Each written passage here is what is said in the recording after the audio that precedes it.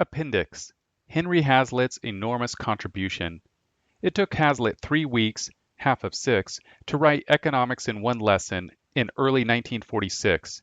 He devoted 20 hours a week, that would have been about 120 hours. It took me under 100 hours to write my book.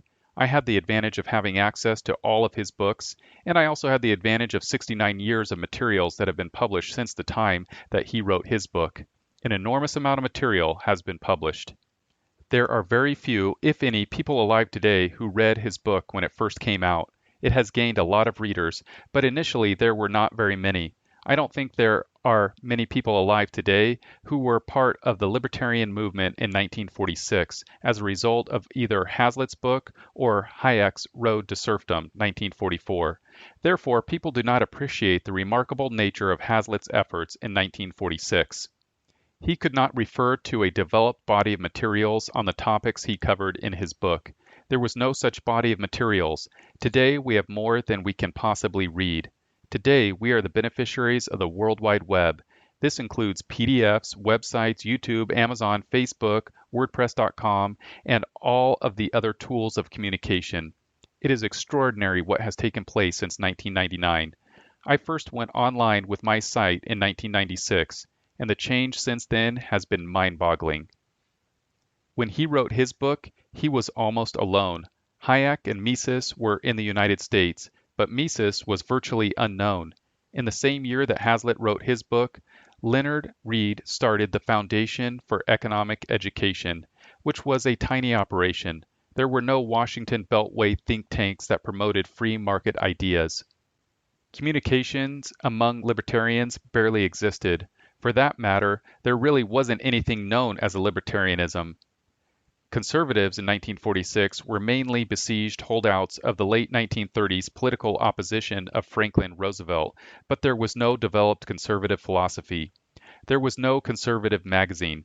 The Saturday Evening Post did occasionally publish articles by free market advocates, but there was nothing ideological about that magazine. In 1946, a conservative could hardly find materials to read. Today, he could not possibly read in a year more than a tiny fraction of the materials that are published every day on the web. In 1955, William F. Buckley started National Review. The next year, the Foundation for Economic Education began publishing The Freeman. Up until that time, there was almost nothing to read. Reading materials were limited to newsletters, and only a handful of people had ever heard of any of these newsletters. You do not know what the blackout was like in 1955 unless you were there, and those of us who were there do not remember 1946. In January 1946, the only free market book that non-economists had heard of was Hayek's Road to Serfdom. That was because the Reader's Digest published a précis of it in 1945. You can read that précis online.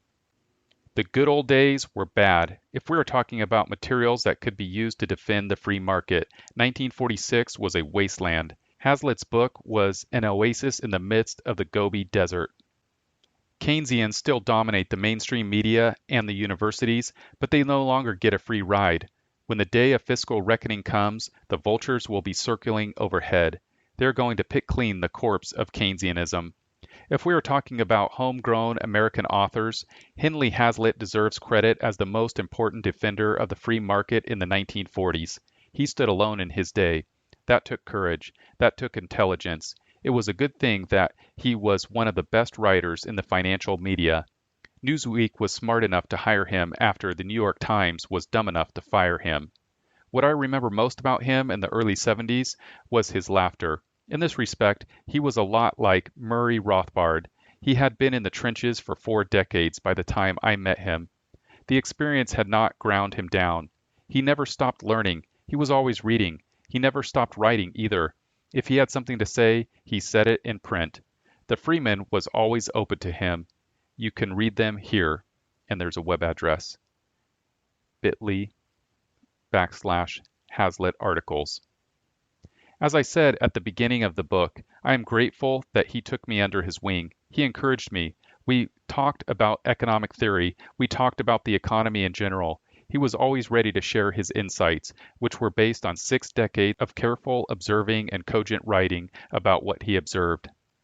He and I did not share a common theology, but I recognized early on that what he had written about economic theory and practice was an extension of what the Bible teaches about private property, voluntary exchange, and this fundamental principle of Christian economics: thou shalt not steal. The modern world has violated this principle, and it will pay the price. It will pay this price because voters have not understood that the modern welfare state is like a rock that is thrown through a plate glass window.